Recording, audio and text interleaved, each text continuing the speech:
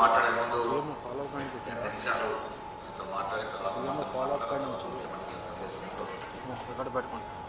మిత్రులారా, ఇందాక చెప్పారు జిల్లా కాంగ్రెస్ కమిటీ అధ్యక్ష పదవి అనేది చాలా ప్రముఖమైనటువంటి పదవి. ముఖ్యమంత్రి గారు కూడా చెప్తా ఉన్నాం, 96లో నాకు జిల్లా కాంగ్రెస్ అధ్యక్ష పదవి కావాలంటే మాకు ఎంపీ ప్రెసిడెంట్ రామకృష్ణ రెడ్డి గారు చేయడం నాకు సహకారం దొరక మేమంతా కలిసి శబిరేల్ గారిని, నేను అప్పుడు సురేష్ రెడ్డి గారు, గోవర్ధన్ గారు శబిరేల్ గారు చేశాం. డి శ్రీనివాస్ గారు ఒకసారి అన్నారు, నేను జిల్లా కాంగ్రెస్ అధ్యక్షుడు పదవి కావాలనుకున్నాను, కాలేకపోయాను, కానీ పీసీ అధ్యక్షుడు అయ్యాను. నేను కూడా కాలేకపోయాను జిల్లా అధ్యక్ష పదవి, పీసీ అధ్యక్షుడు అయ్యాను. జిల్లా అధ్యక్ష పదవి చాలా ప్రముఖమైనది. ఇవాళ రాహుల్ గాంధీ గారి కరియర్ ఆ ప్రాముఖ్యత మరింత పెంచిన, సిఈసిలో మీకు స్థానం ఇచ్చి ఎమ్మెల్యే ఎంపీ అభ్యర్థి ఎంపికలో మీ ప్రాధాన్యత పెంచిన, ఇవాళ మీకు ఇలాంటి అవకాశం వచ్చిందంటే చాలా గొప్ప విషయం. ఏఐసిసి సంఘటన శ్రీజన్ అభియాన్లో భాగంగా నిష్ణాతులంటే ఏఎస్ అబ్జర్వర్స్, మాజీ ముఖ్యమంత్రులు, మాజీ కేంద్ర మంత్రులు, మాజీ ఏఎస్ ప్రధాన కార్యదర్శులు వచ్చి ఒక్కొక్క జిల్లాలో పర్యటించి క్షేత్రస్థాయిలో వారు సమావేశం జరిపినారు. గౌరవ ముఖ్యమంత్రి గారు కానీ, నేను కానీ, మీనాక్షి మేడం కానీ ఎక్కడ కూడా ఎవరికి మేము ఇన్వాల్వ్ కాలేదు. వ్యక్తిగతంగా ఎప్పుడైతే ఏఐసిసికి నివేదించినామో, నేను ముఖ్యమంత్రి గారికి ఇందాక చెప్పాను ఏ రకంగా జరిగిందో ఈ ప్రక్రియ అనేది. ఇవాళ ఇంతమంది ఎస్సీలకు అవకాశం, ఇంతమంది బీసీలకు అవకాశం, ఇంతమంది ట్రైబ్స్కి అవకాశం, యూత్ కాంగ్రెస్లో పనిచేసిన అవకాశం వచ్చింది అంటే నిజంగా కూడా అగ్రవర్ణంలో పుట్టినటువంటి రేవంత్ రెడ్డి గారు, మీనాక్షి మేడం గారు అనుక్షణం ఎస్సీ, ఎస్టీ, బీసీ, మైనారిటీస్ తప్పిస్తున్నారు కాబట్టి ఇలా ఈ అవకాశం వచ్చింది. గౌరవ ముఖ్యమంత్రి గారు నేను ఏఎస్తో మాట్లాడినప్పుడు వారు కూడా చెప్పినారు, వీలైనంత వరకు ఎస్సీ, ఎస్టీ, బీసీ, మైనారిటీకి అవకాశం ఇవ్వాల్సింది. అంతే తప్పే ఫలానా పేరని ఎవరని చెప్పే అవకాశం రాలేదు. ఈ రాష్ట్ర చరిత్రలో స్వాతంత్రానంతరం మొట్టమొదటిసారి కుల సర్వే జరిగింది.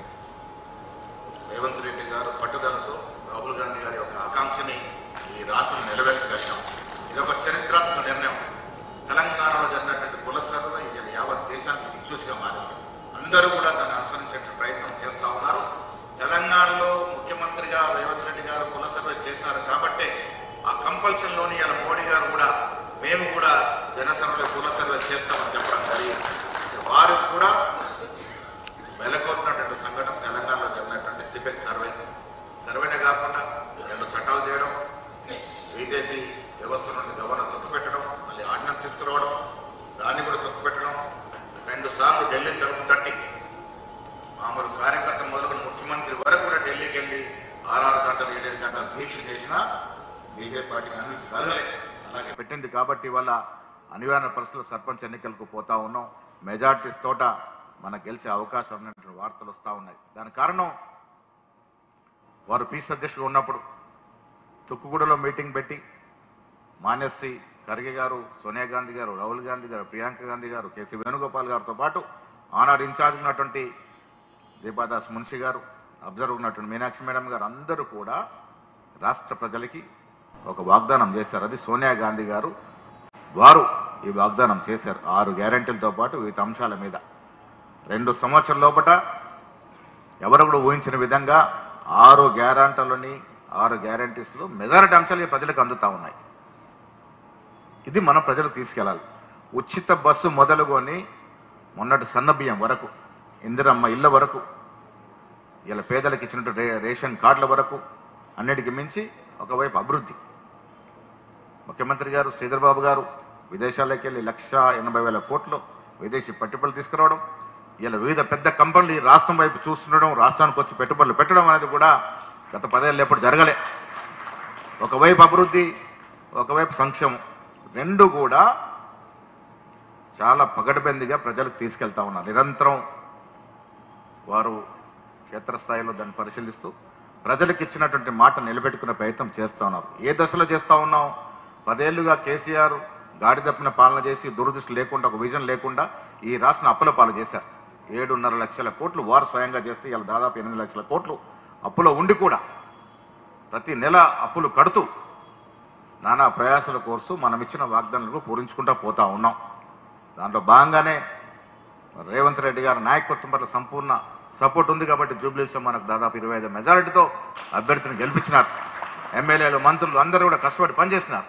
ఇందాక వంశీ గారు చెప్పినారు, గ్రామ స్థాయిలో పార్టీ పటిష్టంగా ఉంటే జిల్లా స్థాయికి వస్తుంది, ఎమ్మెల్యేలు గెలుస్తారు, ఎమ్మెల్యేలు గెలిస్తే రాష్ట్రంలో గెలుస్తాం, రాష్ట్రాలు బలంగా ఉంటే కేంద్రంలో కాంగ్రెస్ అధికారంలోకి వస్తుందనే మాట ఆ దశగా కింది లెవెల్ నుంచి గట్టిగా చేసుకుంటూ రావాలి. నేను ఎక్కువ మాట్లాడకుండా జిల్లా అధ్యక్షుడికి ఒక మాట చెప్తా, మీరు పని చేసుకుంటూ పోండి, గుర్తించే వాళ్ళు గుర్తిస్తారు. నేను రేవంత్ రెడ్డి గారు పీస్ అధ్యక్షుడినప్పుడు నాకు వర్కింగ్ ప్రెసిడెంట్ అవకాశం వచ్చింది. వారు నన్ను ఇన్ఛార్జ్ ఆర్గనైజేషన్గా ఎన్నుకున్నారు. ఆర్గనైజేషన్ అనుభవం ఉంది కాబట్టి చేయమని ఎప్పుడు ఇన్వాల్వ్ కాలే, పనిచేస్తూ పోయాం.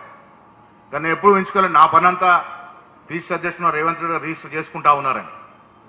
నేను కూడా ఊహించాలి, నేను పని చేసుకుంటూ పోతా ఉన్నాం.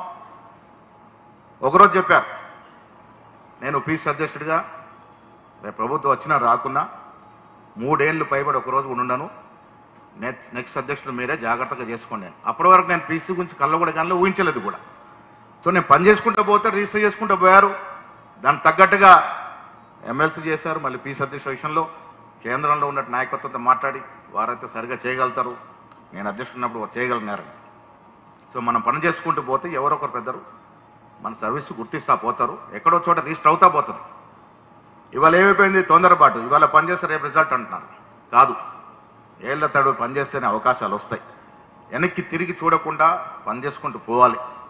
మీ యొక్క శ్రమని ఎవరో ఒకరు మీకు కనబడకుండానే అది రిజిస్టర్ చేసుకుంటూ ఉంటారు, గుర్తిస్తూ ఉంటారు.